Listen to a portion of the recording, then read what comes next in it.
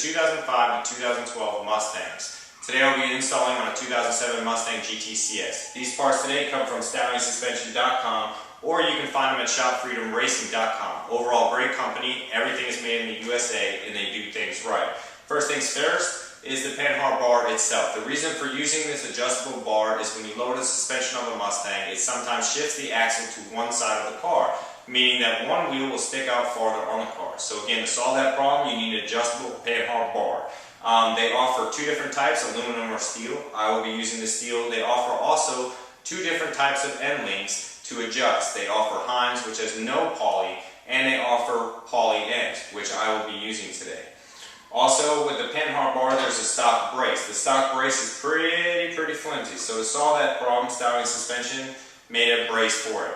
As you can see here, solid steel structure, very strong. That'll also beefing up the whole rear end. Everything you see today will be in my small garage. I will be using a reasonable amount of tools, no impacts, and a torque wrench to show you that you can install these parts yourself in your own garage with the right tools. So let's go ahead and begin. So first thing you want to do is grab your jack and your jack stands and a piece of plywood is jack up under the pumpkin of the axle. And the reason why you use the wood is so you don't damage when jacking up under the center of the axle. So you're going to jack it up, and then you're going to place the axle on your jack stands to load the suspension. So let's go ahead and begin. Now after you jack up the vehicle, as you can see here, the axle is supported on top of the jacks. And what this does is load the suspension as if it were sitting on the ground. So next step is you will remove your tires. Now to remove your tires, if you don't already know, you can use a 3/4 inch socket, and of course you're going to need a key to your wheel locks if you have them. But with the vehicle up, the e-brake on, the transmission and gear, you should be able to remove them.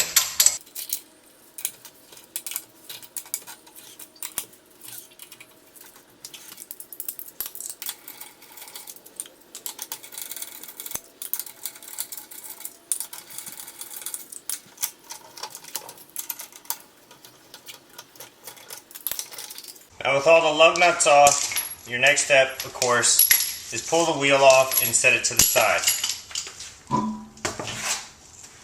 That's a tire. Here's the driver's side of the Panhard bar, and usually you would have a plastic covering over this area right here that you would remove. Obviously I don't have one, it must have fallen off, but you would remove this plastic cover that covers all this area. Again, the left hand side, the driver's side, is the end of the Panhard bar.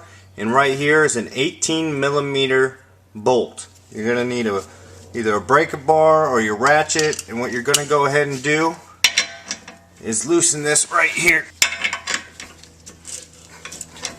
Now on the other end you won't need a wrench in this area because the bolt has a washer-like material that'll hit the side and keep it from spinning.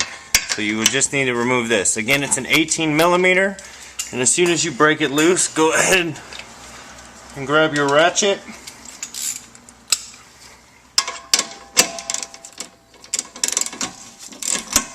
and loosen it up. Now you don't want to remove it all the way once it's loose. Now that it's pretty loose, again, leave it there to support this end, and we'll get started on the passenger side. Now on the passenger side part of the Panhard bar, there's a bolt right here which holds it through, which again is a wing nut, where you can see this piece of metal right here will keep it from spinning. So again, you use your 18mm socket on this side and break it loose. And as soon as you break it loose, use your ratchet, and again, do not remove it all the way. Now it should be finger loose. So at this point, while supporting it, pull the wing nut off, which you can see right here. Now normally you would discard these if you have new ones from Ford. The manual says itself to get rid of them, but it's your choice. Usually you would change all the suspension bolts, but for this I'm going to reuse my original ones. So you set them to the side, And now you can lower the Panhard bar, and then we'll go back to the driver's side and remove it. Now to adjust your Stallion suspension Panhard bar to the stock length, you're going to take your stock one and place it on the ground. You're going to take your stock bolts and place them through each end of the stock bar. And then what you'll do is place one end through the adjustable bar and the other end through the other end. Now if you need to adjust, of course, turn the ends until they meet up and the bolts slide through.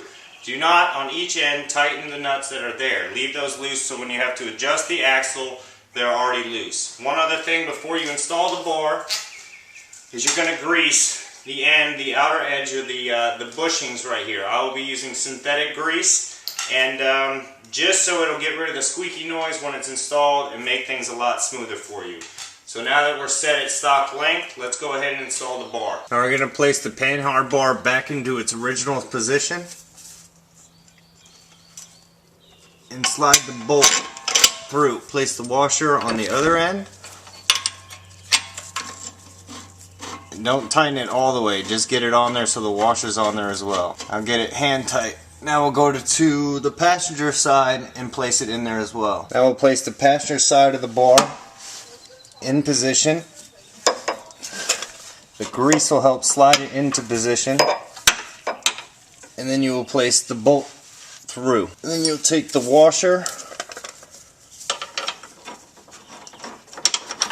and screw it on hand tight. Now once hand tight, get it all the way in there.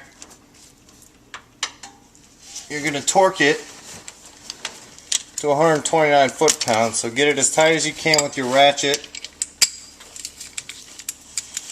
Now once that's torqued to 129, we're going to go ahead and do the driver's side. Now on the driver's side, you're going to tighten this with your ratchet as tight as you can, and the flag nut on the back side will keep it from spinning the nut on the back. Now once you get it hand tight, we're going to torque this to 129 foot-pounds with your torque wrench. So let's tighten it. And now you're going to torque it. You might need to get into a better position to torque it because 129 foot-pounds is a lot.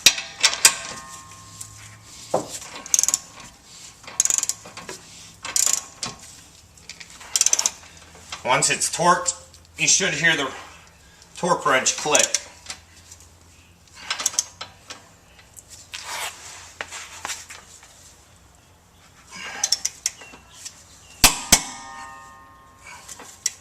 As you can hear, it's torqued to 129. So from there, we'll go ahead and we'll adjust the Panhard bar itself. Now once the Panhard bar is installed, you're going to put your tire back on the car. And you're going to tighten your lug nuts back down on both sides of the car. I'll go ahead and fast forward this part for you guys so you don't have to watch me install the wheels, but you want them pretty decent tight, and then we'll go ahead and adjust the Panhard bar, and I'll show you guys how to do that.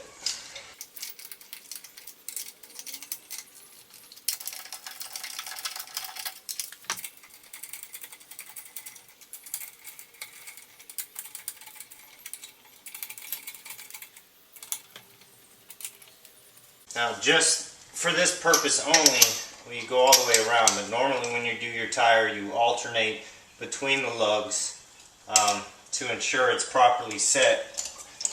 But for this purpose only, I'm not going to do that because again, I'm just tightening them down so I can get the measurement between the fender and the tire to adjust the Panhard bar. So we're going to go ahead and do the driver's side next, add the tire, or put the tire back on the car, tighten the lug nuts, and then I'll go ahead and show you guys how to set your measurement correctly.